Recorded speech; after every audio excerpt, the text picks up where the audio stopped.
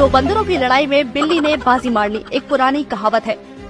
Ukraine रूस के युद्ध के बीच भारत ने भी कुछ ऐसी ही जबरदस्त बाजी मार ली है। भारत में तेल नेचुरली उपलब्ध नहीं है, ये सब जानते हैं। इसके बावजूद भी भारत यूरोप का सबसे बड़ा तेल निर्यातक बन गया है, वो भी सऊदी अरब को पछाड़कर। लेकिन जब इंडिया में तेल नहीं है तो इंडिया तेल कहाँ से ला रहा है? तो बता दें कि ये तेल भारत खरीद रहा है अपने पक्के दोस्त रूस से। तेल पर मास्टर स्ट्रोक। रूस तेल का सबसे बड़ा निर्यातक था, लेकिन यूक्रेन रूस युद्ध के बाद अमेरिका और यूरोपियन संघ के देश रूस पर सैंक्शन और प्रतिबंध लगाकर बैठ गए। ऐसे में भारत ने रूस से संबंध नहीं तोड़े, बल्कि उससे और ज्यादा तेल खरीदना शुरू कर दिया, जिसके चलते अमेरिका, यूके और यूरोपियन देश भारत पर दबाव बनाने लगे। लेकिन भारत ने साफ कर दिया कि रूस उसका दोस्त है और भारत ने अपनी जरूरत से भी ज्यादा तेल खरीदा। जानते हैं क्यों? क्योंकि भारत समझ गया कि यूरोपियन देशों को तेल की जरूरत पड़ेगी और उस जरूरत को पूरा करने के लिए मोदी जी ने अपना गुजराती दिमाग चलाया और मौके पर चौका नहीं छक्का मार दिया। उन्होंने रूस से कच्चा तेल सस्ते भाव में खरीदकर उसे भारत में रिफाइन किया और भारतीय तेल बनाकर यूरोपियन देशों को बेच दिया। और सिर्फ यही नहीं, जिन प्राइवेट कंपनियों से तेल रिफाइन करवाया उस पर भी एक खास टैक्स लगाया, जिससे सरकारी खातों में मोटी कमाई आई। भारत को क्या फायदा? सबसे पहला फायदा हुआ कि इससे भारत के रिश्ते रूस से मजबूत हुए।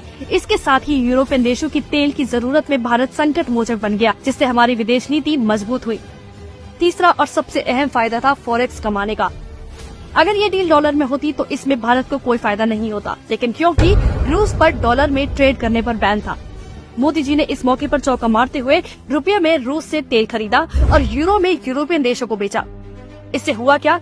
यूरो के भारत में आने से देश का फॉरेक्स बढ़ गया और रूस में भारतीय पैसा इतना इकट्ठा हो गया कि जब उन्हें समझ में नहीं आया कि इस पैसे का क्या करें, तो भारत ने रूस के सामने एक डील रखी कि वो भारत से ही कुछ खरीद कर ये पैसा वापस भारत में इन्वेस्ट कर दे। रूस ने $8 बिलियन में से $4 बिलियन के रक्षा उपकरण खरीद लिए, जिससे हुआ क्या? भारत का पैसा भारत में ही इन्वेस्ट हो गया और बाहर नहीं गया। ऊपर से फॉरेक्स बढ़ा, ये अलग। ये तो वही बात हुई, आम के आम गुठलियों के दाम। मोदी जी ने साबित कर दिखाया कि बिजनेस करना है तो एक गुजराती से बेहतर कोई नहीं है। उनके अंदर गुजरात का ये पानी पूरे देश के काम आ गया। मोदी ने ट्रेडिंग करके इतना पैसा कमा लिया कि सऊदी के प्रिंस का सिर चकरा गया होगा, क्योंकि तेल तो उसके पास है। फिर भारत सबसे बड़ा तेल निर्यातक कैसे बन गया? अब सोचिए, अगर कांग्रेस होती तो ये पैसा देश को नसीब होने के बजाय उसी की जेबों में चला जाता।